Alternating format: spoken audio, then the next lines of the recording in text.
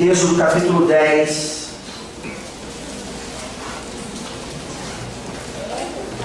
Chegamos à oitava praga, a praga dos gafanhotos. Êxodo 10, de 1 a 20. Assim diz a palavra inerrante do nosso Deus. Êxodo 10, de 1 a 20. Disse o Senhor a Moisés: vai ter com Faraó, porque ele endureceu o coração e o coração de seus oficiais, para que eu faça estes meus sinais no meio deles, e para que contes a teus filhos e aos filhos de teus filhos como zombei dos egípcios, e quantos prodígios fiz no meio deles, e para que saibais que eu sou o Senhor. Apresentaram-se, pois, Moisés e Arão perante Faraó e lhe disseram: assim diz o Senhor, o Deus dos Hebreus: até quando recusarás humilhar-te perante mim? Deixa ir o meu povo para que me sirva. Do contrário, se recusares deixar ir o meu povo, eis que amanhã trarei gafanhotos ao teu território. Eles cobrirão de tal maneira a face da terra, que dela nada aparecerá. Eles comerão o restante que escapou, o que vos resta da chuva de pedras, e comerão toda a árvore que vos cresce no campo. E encherão as tuas casas, e as casas de todos os teus oficiais, e as casas de todos os egípcios, como nunca viram teus pais, nem os teus antepassados, desde o dia em que se acharam na terra até o dia de hoje. Virou-se e saiu da presença de Faraó. Então os oficiais de Faraó lhe disseram: até quando nos será por cilada este homem? Deixa ir os homens, para que sirvam ao Senhor seu Deus. Acaso não sabes ainda que o Egito está arruinado? Então Moisés e Arão foram conduzidos à presença de Faraó, e este lhes disse: ide, servi ao Senhor vosso Deus. Porém, quais são os que hão de ir? Respondeu-lhe Moisés: havemos de ir com os nossos jovens, e com os nossos velhos, e com os filhos, e com as filhas, e com os nossos rebanhos, e com os nossos gados. Havemos de ir, porque temos de celebrar festa ao Senhor. Replicou-lhes Faraó: seja o Senhor convosco, caso eu vos deixe ir e as crianças. Vede, pois tendes conosco más intenções. Não há de ser assim. Ide somente vós, os homens, e servi ao Senhor, pois isso é o que me pedistes. E os expulsaram da presença de Faraó. Então disse o Senhor a Moisés: estende a mão sobre a terra do Egito, para que venham os gafanhotos sobre a terra do Egito, e comam toda a erva da terra, tudo que deixou a chuva de pedras. Estendeu, pois, Moisés o seu bordão sobre a terra do Egito, e o Senhor trouxe sobre a terra um vento oriental, todo aquele dia e toda aquela noite. Quando amanheceu, o vento oriental tinha trazido os gafanhotos. E subiram os gafanhotos por toda a terra do Egito, e pousaram sobre todo o seu território. Eram muito numerosos, antes destes nunca houve tais gafanhotos, nem depois deles virão outros assim. Porque cobriram a superfície de toda a terra, de modo que a terra se escureceu. Devoraram toda a erva da terra, e todo o fruto das árvores que deixaram a chuva de pedras. E não restou nada verde nas árvores, nem na erva do campo, em toda a terra do Egito. Então se apressou o Faraó a chamar a Moisés e Arão, e lhes disse: pequei contra o Senhor vosso Deus, e contra vós outros. Agora, pois, peço-vos que me perdoeis o pecado, esta vez ainda, e que oreis ao Senhor vosso Deus, que tire de mim esta morte. E Moisés, tendo saído da presença de Faraó, orou ao Senhor. Então o Senhor fez soprar fortíssimo vento ocidental, o qual levantou os gafanhotos e os lançou no mar vermelho. Nem ainda um só gafanhoto restou em todo o território do Egito. O Senhor, porém, endureceu o coração de Faraó, e este não deixou ir os filhos de Israel. Amém. Vamos orar.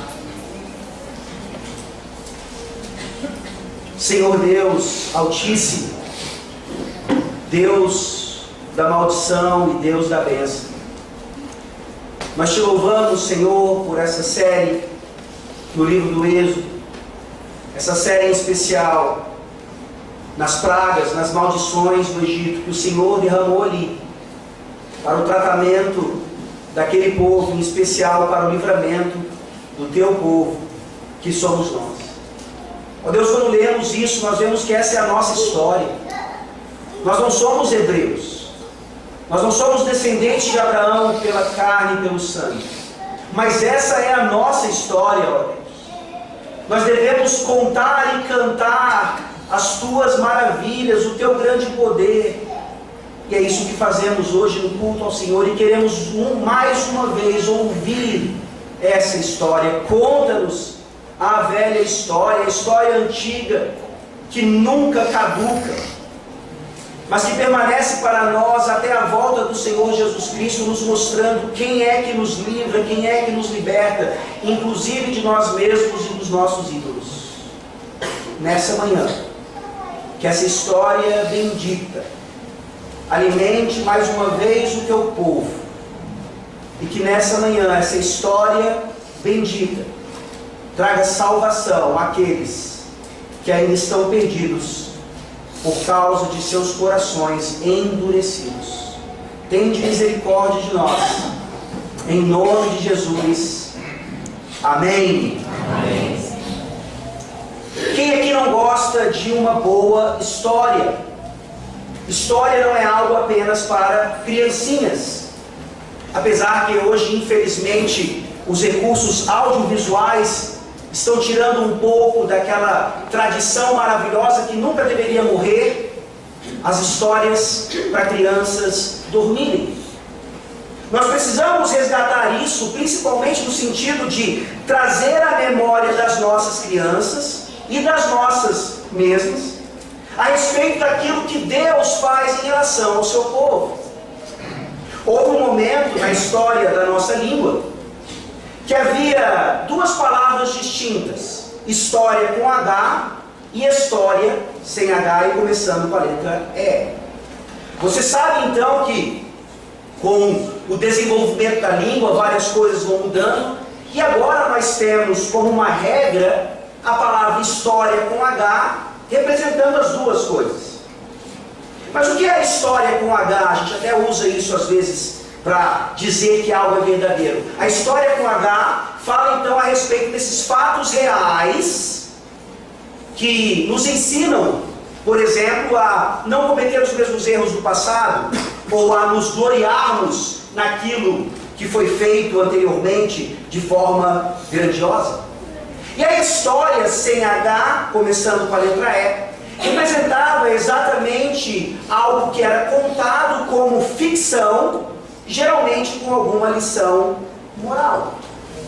Interessantemente, aqui na oitava praga, nós temos uma conjunção dessas duas coisas.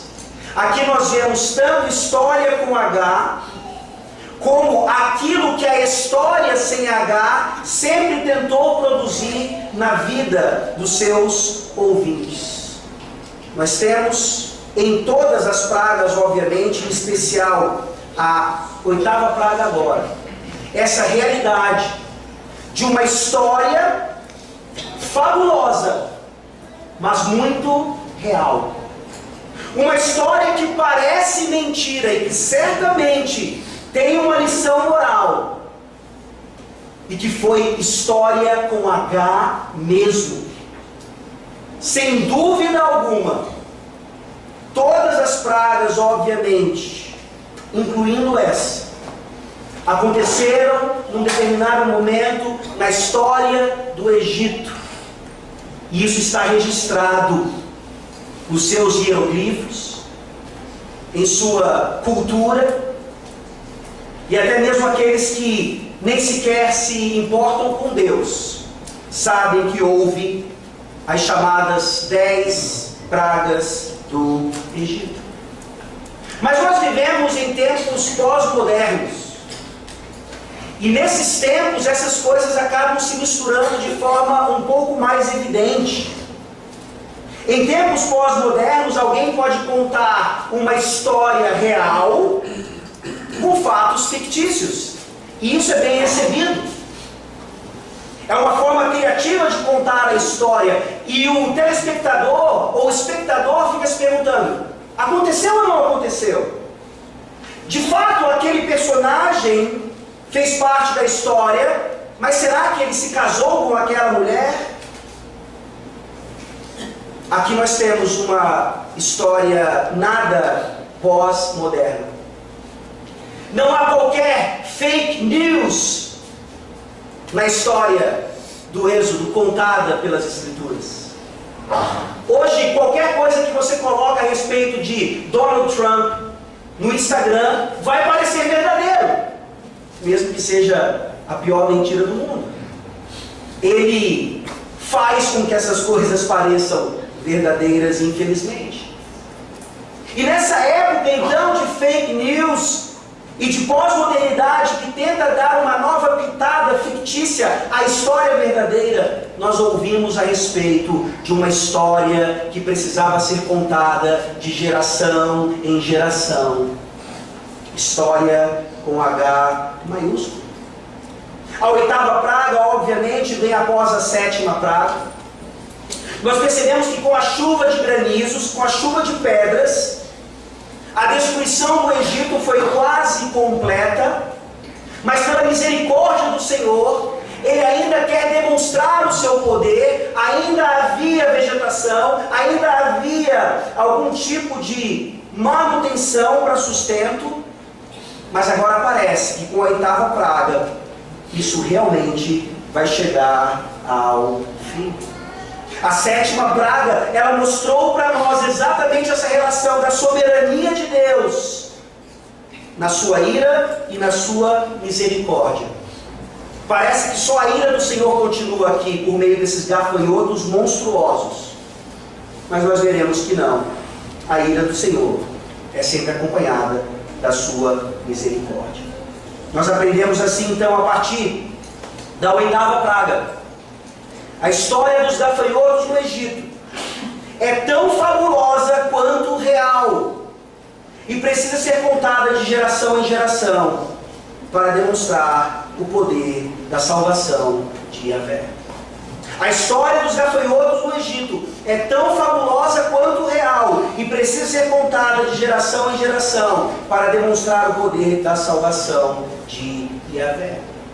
Como é que você usa o adjetivo fabuloso ou fabulosa? Você sabe que isso vem do substantivo fábula. A fábula necessariamente não é algo real. É uma história não só para crianças, mas para adultos também, que traz lições morais. Por que então nós usamos esse adjetivo para algo que realmente acontece? Você vê manifestações gloriosas acontecendo ao seu redor e você diz: isso é fabuloso. Ou aquela pessoa é fabulosa. Isso não quer dizer que essa pessoa não exista, ou que seja meramente um fantasma.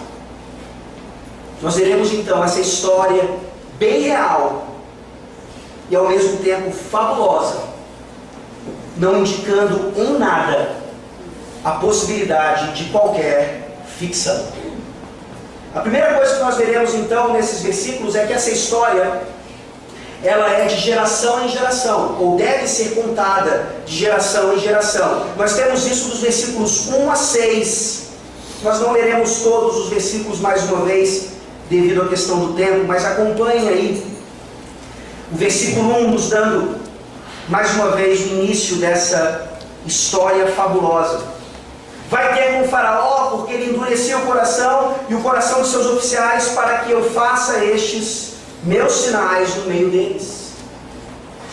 A negatividade, digamos assim, dessa praga, ela não está nos gafanhotos em si. Os gafanhotos representam muita destruição, representam a ira de Deus. Mas essa praga, diferentemente das outras que já vimos, ela já começa com uma notícia negativa impressionante. As outras sempre terminavam com o coração endurecido de Faraó. Essa já está começando com o coração endurecido de Faraó. Isso parece não fazer sentido. Como é que Moisés e Arão são chamados para profetizar, para falar, para pregar a corações endurecidos? Não só de Faraó, mas também de seus oficiais. Não faz sentido. Assim como não faz sentido hoje um pregador estar aqui, à frente de vocês, pregando para possivelmente corações endurecidos, que sairão daqui endurecidos, que talvez nunca sejam amolecidos. É inútil essa pregação? Não. O Senhor Deus ensina isso nos seus profetas, e isso é corroborado pelo próprio Senhor Jesus. Quando ele fala daquela questão de Isaías, em Isaías capítulo 6, quando Isaías vê a gloriosa manifestação de Yahvé no seu alto sublime trono, Adonai, e nós vimos ali como ele se manifesta pecador, recebe o perdão de Deus e diz: envia-me a mim. E Deus diz para ele: você vai pregar e as pessoas não vão ouvir. Você vai falar e as pessoas não vão compreender.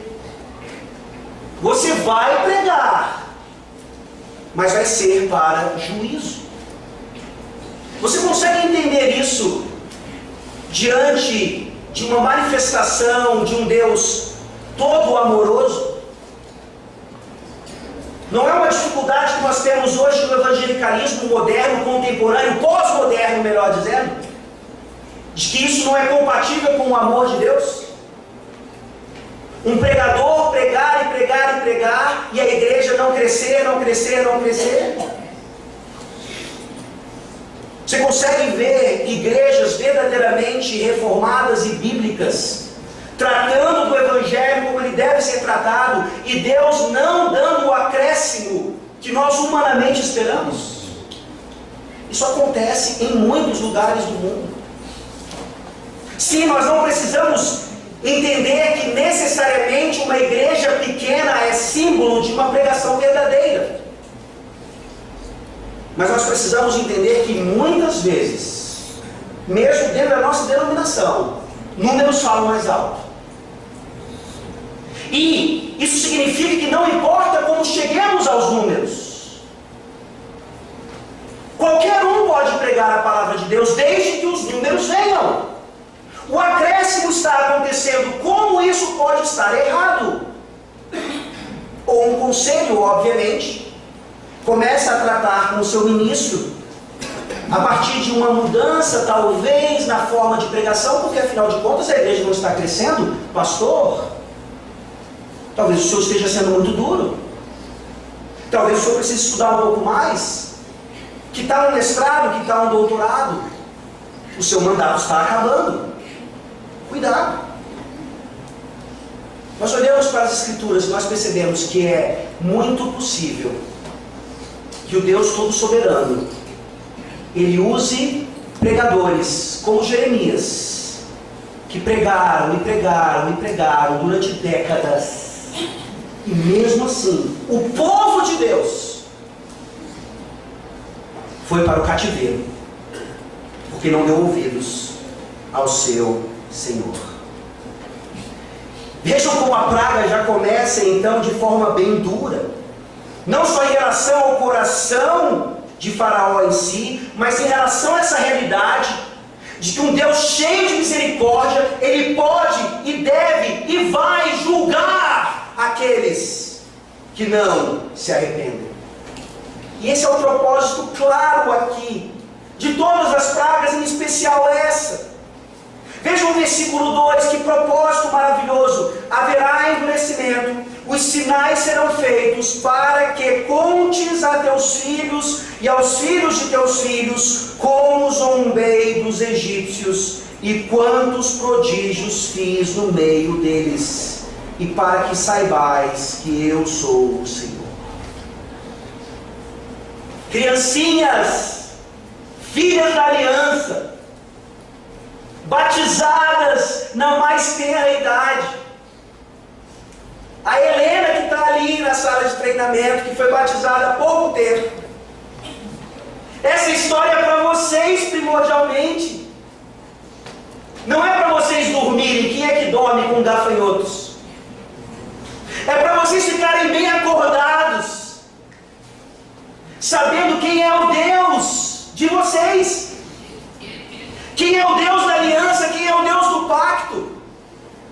E é por isso que essa praga chama atenção principalmente aos pais da aliança, para que nós contemos aos nossos filhos a respeito dos seus grandes feitos, os grandes feitos de Deus que não podiam ficar lá, mortos, parados em algum museu judaico, mas que precisavam sair agora, não apenas para as gerações judaicas, mas para todas as gerações gentílicas, que seriam inseridas no pacto e na aliança. É assim que nós temos contado a respeito da história da redenção para os nossos filhos. E isso não apenas em relação ao que a Escritura diz, mas em relação ao que Deus tem feito no meio do seu povo, inclusive no Brasil, por exemplo. Os nossos filhos aprendem sobre a história do Brasil, a história do mundo, a história do Piauí. São peritos nessa história, mas poucos sabem a respeito da história da nossa igreja, por exemplo. Poucos sabem a respeito da história da igreja protestante no mundo e no Brasil. Os nossos livros de história trazem a data da primeira missa no Brasil, mas muitos crentes presbiterianos adultos não sabem quando foi o primeiro culto realizado no Brasil, ainda no século XVI, com missionários enviados pelo próprio João Calvino. E parece que isso só é parte da nossa história, ali em meados de outubro, no final de outubro, na verdade, 31 de outubro, dia da Reforma, e aí nos lembramos de Lutero, Calvino, Zwinglio, Butzer e tantos outros. Essa é uma parte da história, uma linda parte, uma fabulosa parte, mas é a parte dos seus bisavós, quem aqui já é bisneto de presbiteriano, e a história de seus bisavós que provavelmente foram chamados de bodes aqui no Piauí, ou no Maranhão, ou no Ceará, de qualquer lugar que tenham vindo, aqui no Nordeste principalmente. Nós hoje vivemos tempos pós-modernos de muita tranquilidade e falsa paz, porque o Evangelho parece não ser tão contundente quanto era naquela época. Mas crentes andavam pelas ruas da cidade, e os católicos romanos e outros diziam: bem, pode. Jogavam pedras, ovos. Essa é a história da sua família. Mesmo que você não seja de uma linhagem presbiteriana, essa é a história da sua família, porque nós somos da mesma família agora. A história daqueles que vieram antes de nós e hoje nos ajudam a viver em dignidade e para a glória de Deus. Nós olhamos para esse versículo e nós nos espantamos, não apenas com a nossa falta de conhecimento da história da redenção na igreja do povo de Deus, mas nós nos espantamos com a nossa falta de conhecimento, por exemplo, dos salmos. Depois façam isso em casa. Contem quantos salmos especificamente tratam dessa história fabulosa. Vários, inúmeros. Por quê, meus irmãos? Qual é uma das melhores maneiras para uma criança aprender a respeito de qualquer coisa, se não cantando? Se não memorizando por meio da poesia, do ritmo, da métrica. E nós hoje temos dificuldade em cantar salmos, ou por problemas técnicos, ou por problemas teológicos. Nós estamos vivendo uma época no Brasil em que parece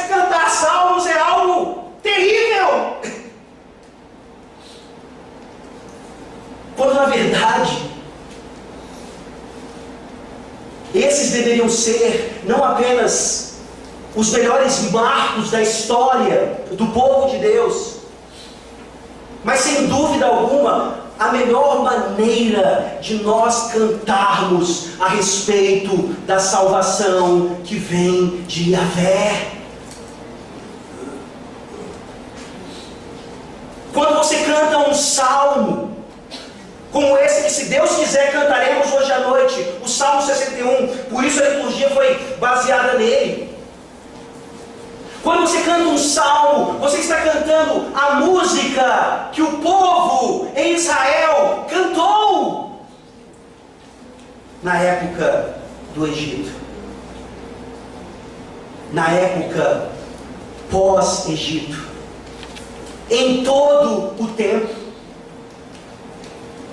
Olha que coisa maravilhosa, nós olharmos então para os nossos filhos cantando essas coisas do fundo do coração, não apenas como algo memorizado, mas entendendo a respeito de Yahvé, do seu poder, da sua soberania, de gafanhotos e o que mais seja. Abra sua Bíblia, por favor, no Salmo 105. Eles cantavam isso aqui, meus irmãos. E nós não cantamos. São 150 salmos, sendo que o 119 é dividido em várias estrofes, representando cada letra do hebraico. E às vezes eu, como liturgo, tenho dificuldade em escolher uma música para que não seja repetida. O nosso repertório é paupérrimo. E uma das razões é exatamente essa. Porque nós nos esquecemos de cantar os salmos. Salmo 105, versículos 34 e 35. Ele falou, e vieram gafanhotos e saltões sem conta, os quais devoraram toda a erva do país e comeram o fruto dos seus campos. Eles estão cantando a história de Israel. E como eu disse para vocês, não é só o Salmo 105. Mas o saltério nos lembra então que a história do Egito, ela se tornou o que na linguagem pós-moderna é chamada de metanarrativa, a metanarrativa do povo, a história principal. A história principal manifestando o que é a salvação e por que ela pertence a Yahvé somente. Quais são as músicas que nossos filhos têm aprendido? Como é que nossos filhos têm aprendido a respeito da história da redenção? Como é que eu tenho ensinado aos meus filhos os salmos que de fato, inspirados por Deus, manifestam para nós aquilo que continua sendo a nossa história? A pergunta que vem a seguir, ela é bem natural. No versículo 3, Deus manda Moisés e Arão apresentarem-se a Faraó, e a pergunta é clara: até quando recusarás humilhar-te perante mim? Deixa ir o meu povo para que me sirva. Até quando? Até quando, o povo de Deus? Nós vamos continuar usando a nossa metodologia, aquilo que parece funcionar no mundo pós-moderno, ao invés de contar a velha história, ao invés de contar os velhos cânticos, ao invés de cantar aquilo que procede da palavra de Deus, aquilo que sem dúvida alguma não tem preço ou cultura, é atemporal e imutável, porque representa os atributos de Deus. Até quando vamos nos recusar a nos humilharmos perante Deus? Porque tudo isso diz respeito ao orgulho. Eu sei que Deus falou assim, mas veja bem, nós estamos com toda a boa intenção do mundo. Mas não é isso que Deus requer. Orgulho. A humilhação aqui, obviamente, em primeiro lugar, dizia respeito a Faraó e aos seus oficiais, mas diz respeito ao povo de Deus também,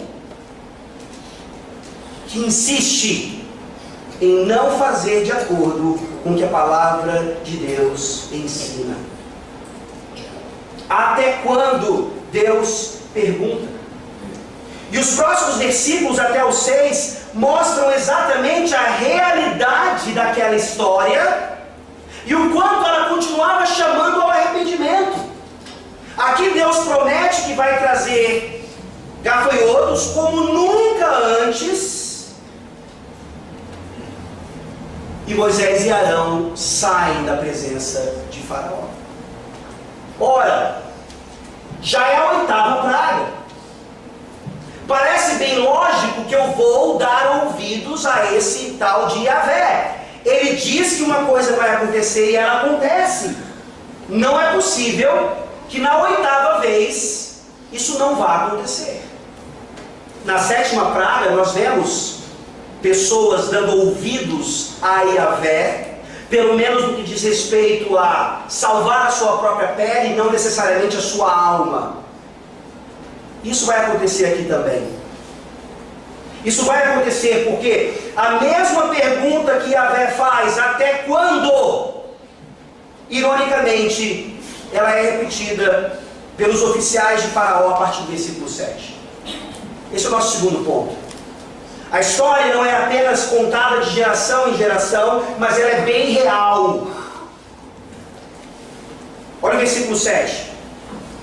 Os oficiais de Faraó lhe disseram: até quando nos será oscilado este homem? Deixa ir os homens, para que sirvam ao Senhor, seu Deus. Acaso não sabes ainda que o Egito está arruinado?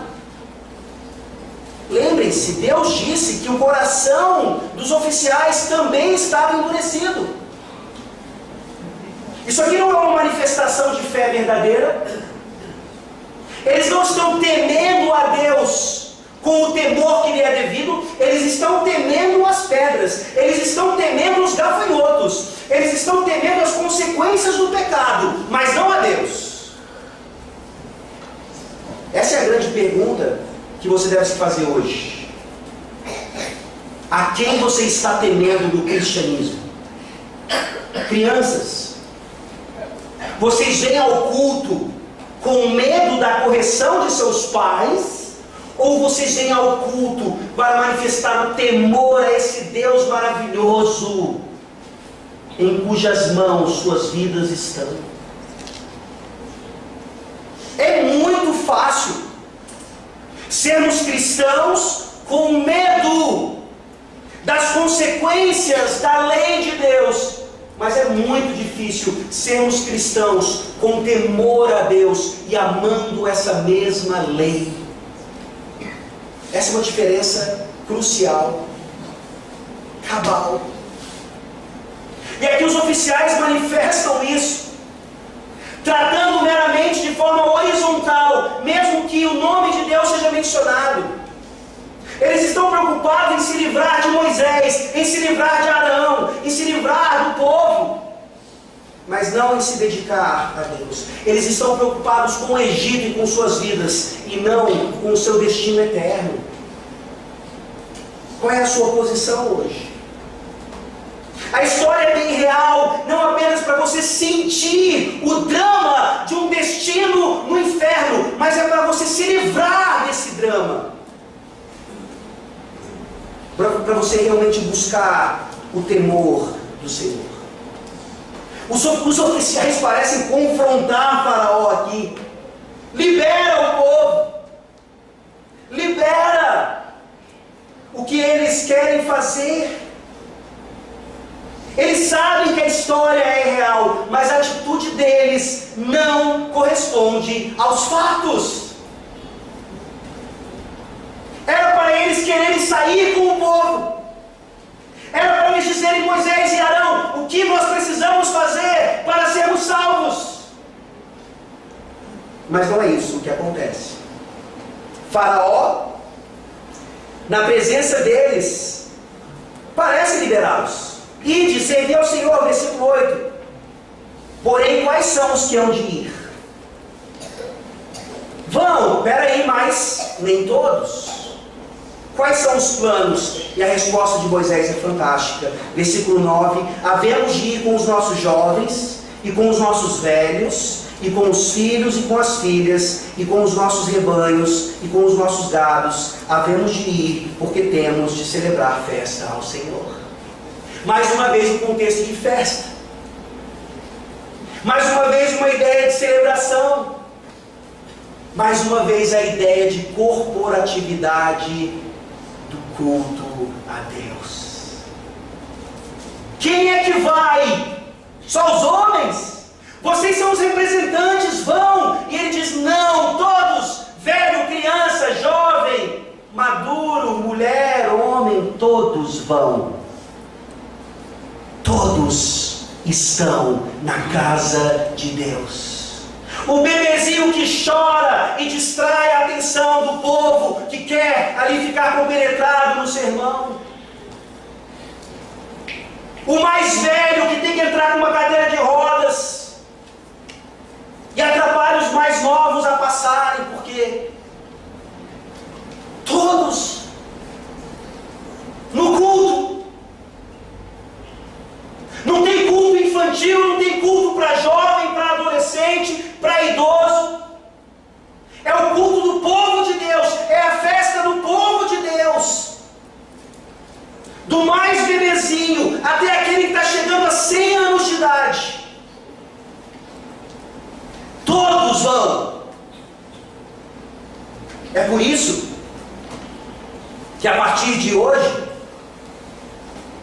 a junta diaconal vai começar a separar também os 2 últimos bancos da igreja para famílias com crianças que, se precisarem sair para a sala de treinamento, conseguem fazer isso de forma mais hábil, e também para os atrasados, né? A misericórdia do Senhor para os atrasados. Ou seja, a partir de hoje à noite, se você sentar nos 2 últimos bancos e você não tiver filhos, as pessoas provavelmente saberão que você chegou atrasado ou atrasada. Por que é que você insiste em chegar ou em cima da hora ou atrasado para a festa do Senhor? Todos vão. Todos têm que ir. E é isso que nós estamos experimentando hoje. A palavra de Deus foi clara, a palavra de Deus foi direta. Não tem pedagogia ou psicologia em tempos pós-modernos que me façam querer ter um culto só para crianças. Mas parece que as nossas igrejas reinterpretam a palavra de Deus da mesma forma que Faraó reinterpreta aqui. A partir do versículo 10, olha a reinterpretação que Faraó faz da palavra de Deus. Seja o Senhor convosco, caso vos deixe ir, e as crianças. Vede, pois tende conosco más intenções. Não há de ser assim. Ide somente vós os homens e servi ao Senhor, pois é isso que pedistes. E os expulsaram da presença de Faraó. Que? Primeiro, que não foi nem isso que eles pediram. E segundo, que não tinha nenhuma má intenção para com o povo do Egito. Vocês ficam aí, quem quiser vir em arrependimento vem, como vai acontecer, muitas pessoas saem com o povo.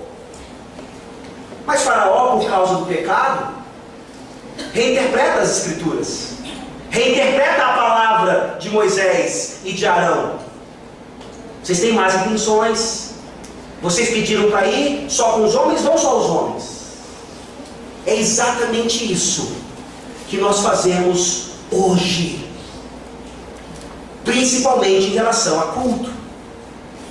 Quando nós reinterpretamos a palavra de Deus para encaixar ou retirar algo que deve estar ali inevitavelmente. Eu já falei do Cântico dos Salmos, mas há tantas outras coisas que nós insistimos em não colocar ou em colocar, porque afinal de contas nós estamos no século 21 e o culto no século 21 é assim. Não é. É como Deus requer que seja pelas Sagradas Escrituras, sim, na cultura do século 21. Hoje tem data show, não tem? Naquela época não tinha. Hoje tem ar-condicionado. Há 15 anos atrás, provavelmente, essa igreja não tinha, era só ventilador. Não pode ter ar-condicionado, não tem na Bíblia. Quanta ignorância nós manifestamos igualzinha à de Faraó. Inserimos coisas que não estão nas Escrituras e retiramos dela aquilo que está claramente lá. Isso só em relação a culto e às nossas vidas, tantas coisas. Faraó tinha um coração endurecido. Faraó não era crente. E nós que somos crentes, por que ainda insistirmos nisso? Será que nós entendemos que essa história é real mesmo?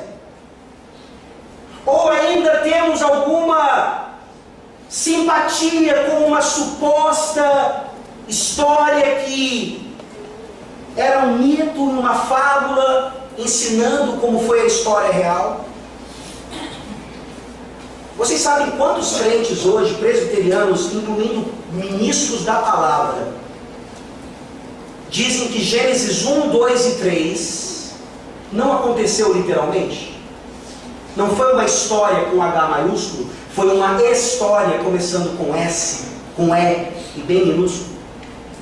Uma forma criativa, foi até Moisés que escreveu. Mas Moisés, de forma criativa, então, resume para nós, naqueles 3 primeiros capítulos, o início de tudo. Mas não foi daquele jeito, gente. Deixa de ser ignorante.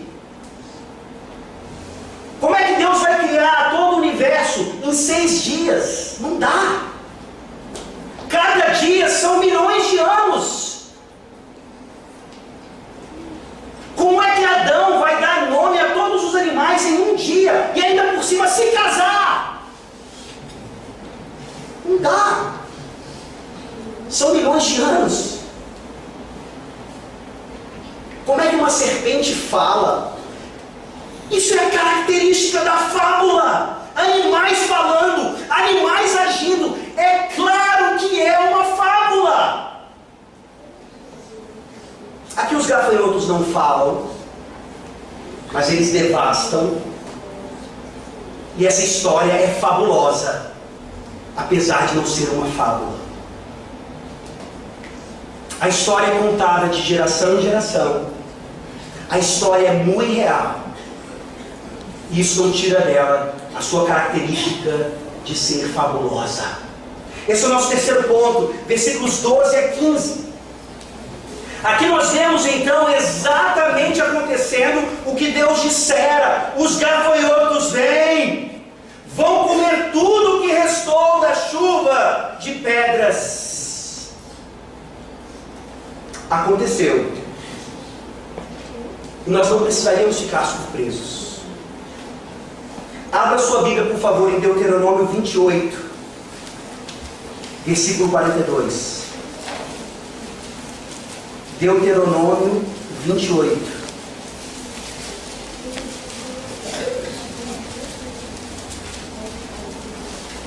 Versículo 42.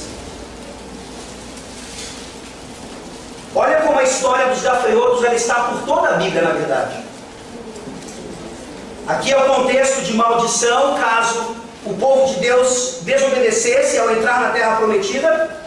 Deuteronômio 28, 42 diz: todo o teu arvoredo e o fruto da tua terra, o gafanhoto os consumirá. Agora vá, por favor, para 2 Crônicas. Segundo livro das Crônicas,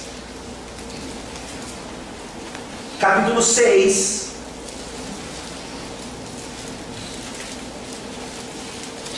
Versículo 28. Aqui é uma oração de Salomão agora. Houve uma consagração do templo. A arca é trazida para o templo. E agora Salomão está intercedendo pelo povo. Segundo Crônicas 6, 28. Ele ora: quando houver fome na terra, ou peste, quando houver crestamento ou ferrugem, gafanhotos e larvas, quando o seu inimigo o cercar, em qualquer das suas cidades, ou houver alguma praga ou doença. Agora, Joel capítulo 2, o profeta menor Joel. Joel capítulo 2, é o segundo dos profetas menores. Acha Oséias, Daniel, Oséias, Joel. Joel capítulo 2, versículo 4. Deuteronômio era uma profecia ameaçadora. Salomão está orando para o livramento do gafanhoto e de outras coisas. E aqui a profecia fica ainda mais contundente. Joel 2, a partir do versículo, na verdade só o versículo 4, falando dos gafanhotos. A sua aparência é como a de cavalos, e como cavaleiros, assim correm. Terrível. Profecia não era algo meramente ilustrativo, era algo que dizia o que iria acontecer, e automaticamente isso nos leva ao quê? Apocalipse. O último livro das Escrituras, Apocalipse 9, versículos 7 a 10.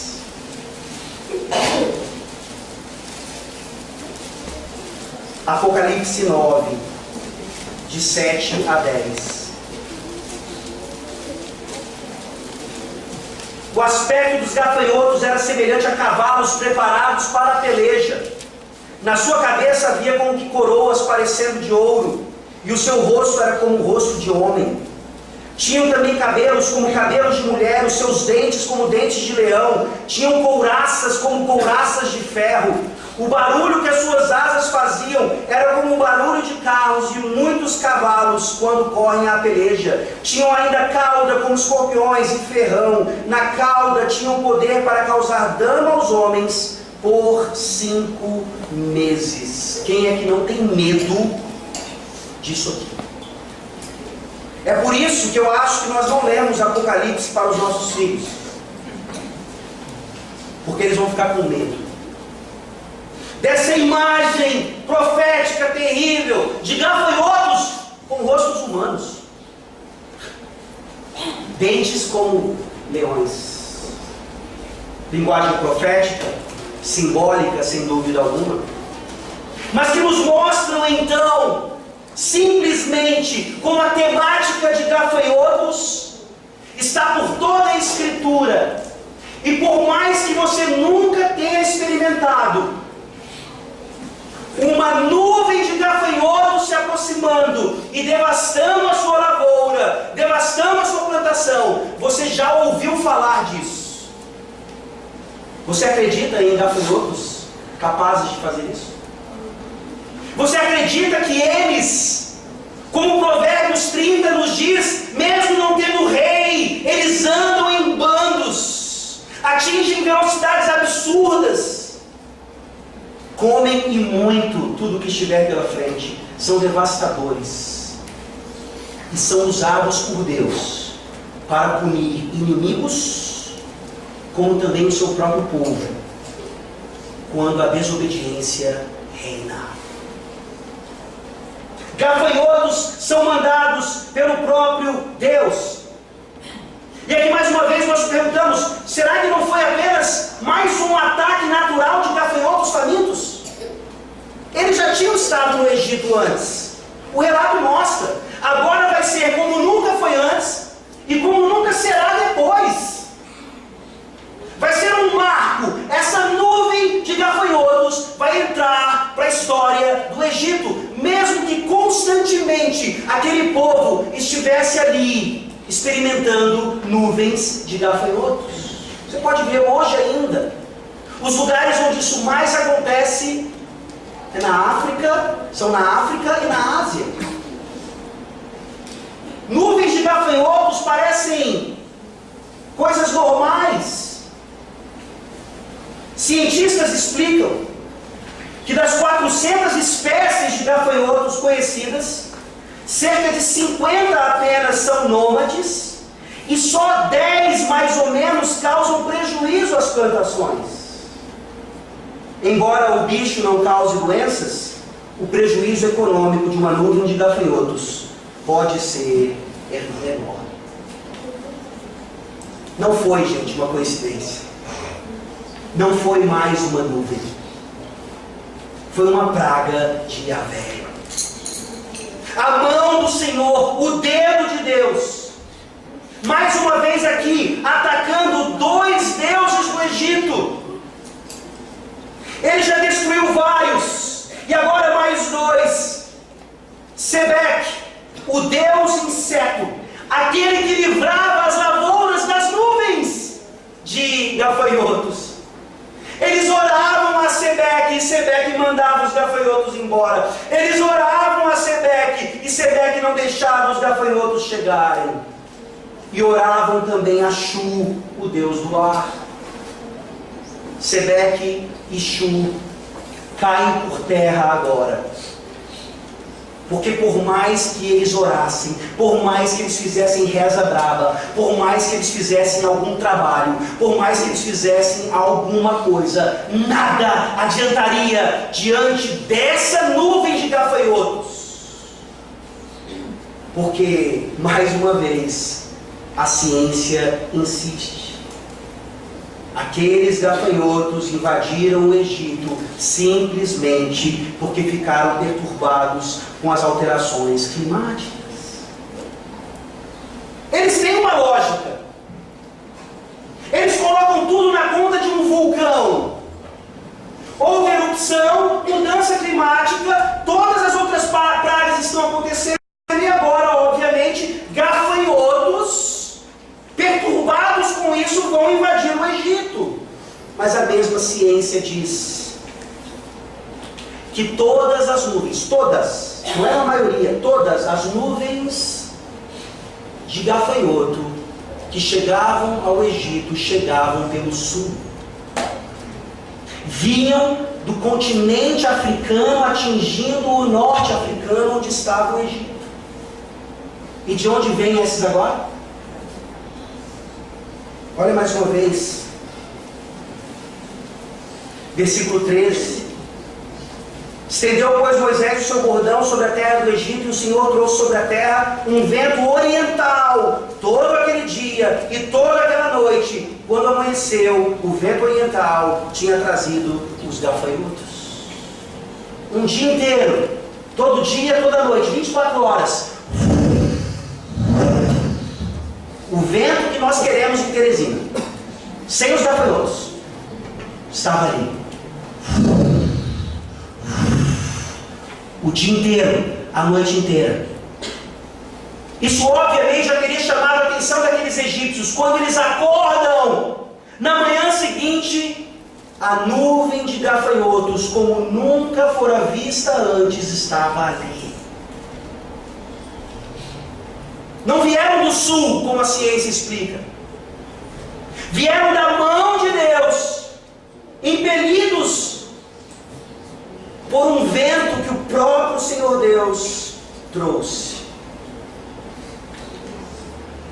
Não vieram apenas devastar a vegetação que sobrara, vieram para estar nas casas das pessoas, nos quartos, na intimidade. Gafanhotos não fazem mal, não são venenosos. Mas imagina a sua casa repleta de gafanhotos. É o que está acontecendo aqui. Falsos deuses nada podem fazer. É só uma fábula.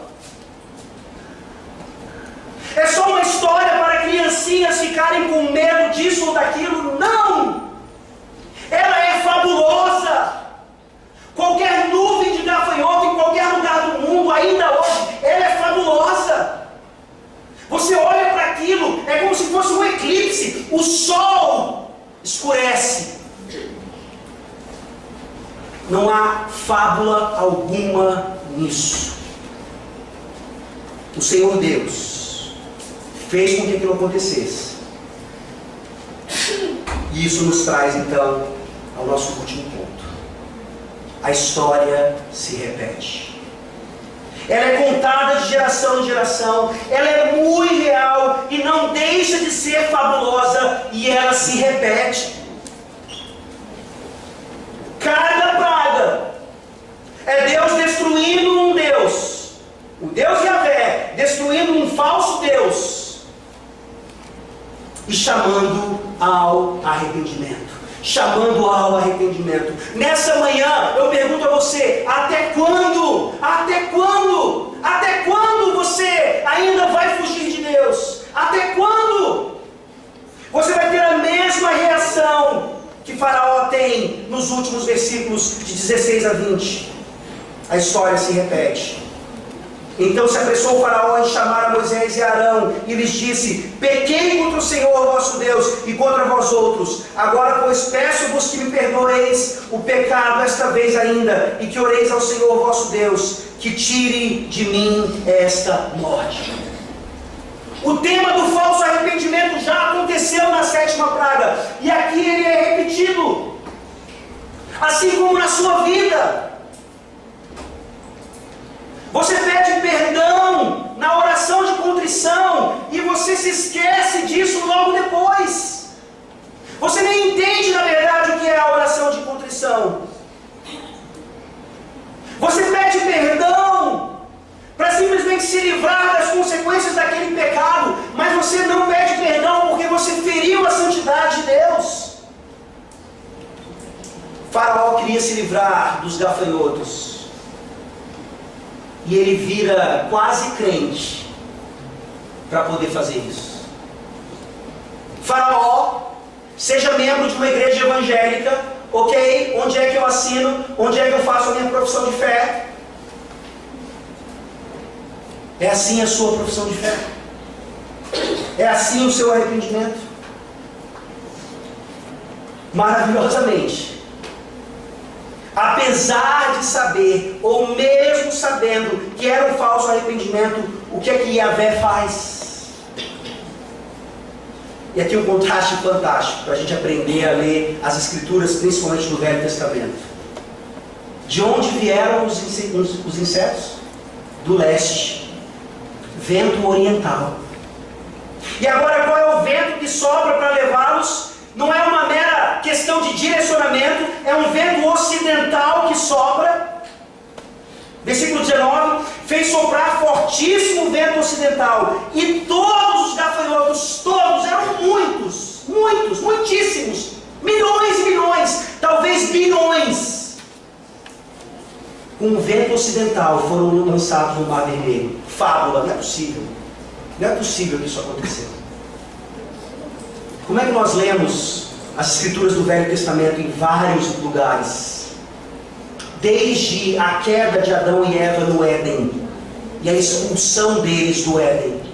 O leste e o oeste representam não apenas um direcionamento geográfico, mas a misericórdia e o juízo de Deus.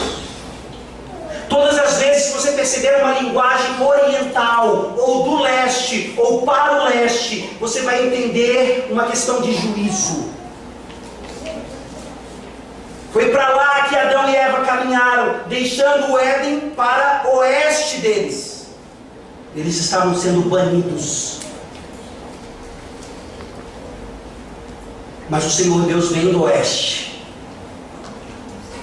O Senhor Deus vem atrás dos banidos.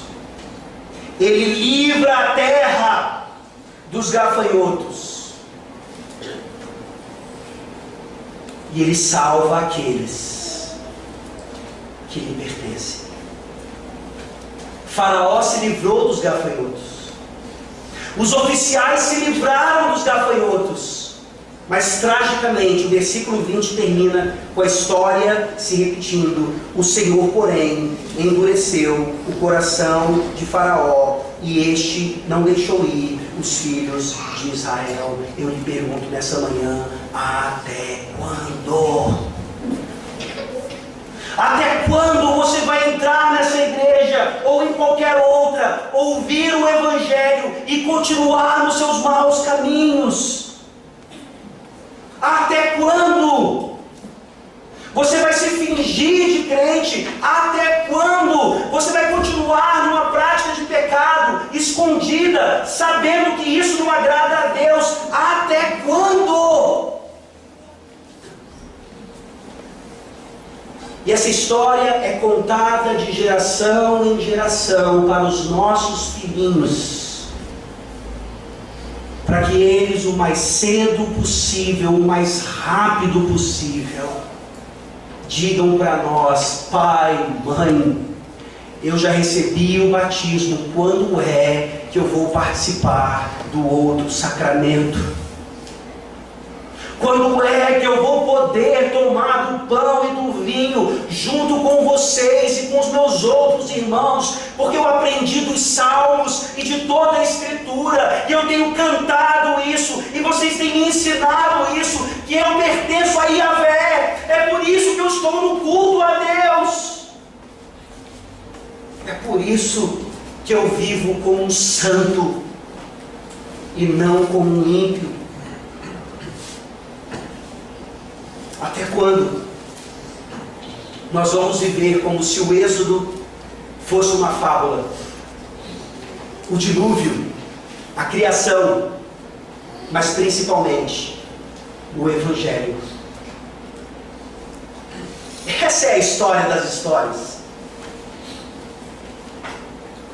Quando Jesus se encontra com Moisés e Elias no Monte da Transfiguração, a Bíblia diz claramente, eles estão conversando sobre o êxodo de Jesus. E onde foi que isso aconteceu? O êxodo de Cristo, que é o nosso êxodo, que foi o êxodo de Moisés e o êxodo de todos os israelitas verdadeiramente circuncidados no coração. A cruz, o sacrifício de Jesus. Se você não acredita em criação em 6 dias, que as pragas do Egito realmente aconteceram, que houve um dilúvio universal, que Deus fez todos os prodígios que nós cantamos e contamos, você não vai acreditar que o Deus do universo se tornou homem e morreu na cruz do Calvário como uma maldição, e que ao 3º dia ele ressuscitou. Não é possível, é uma fábula. Para de contar essas coisas. Eu prefiro viver pelos fatos, pela ciência, por aquilo que eu posso provar. A ressurreição é uma farsa. Não é.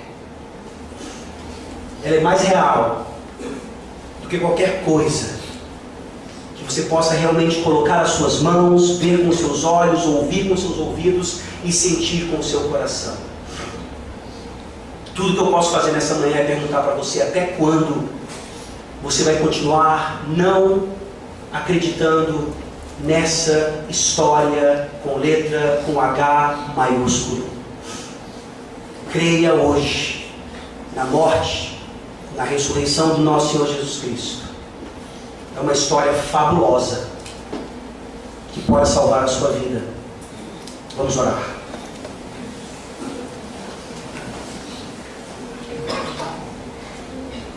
Senhor Deus maravilhoso, por favor, Senhor,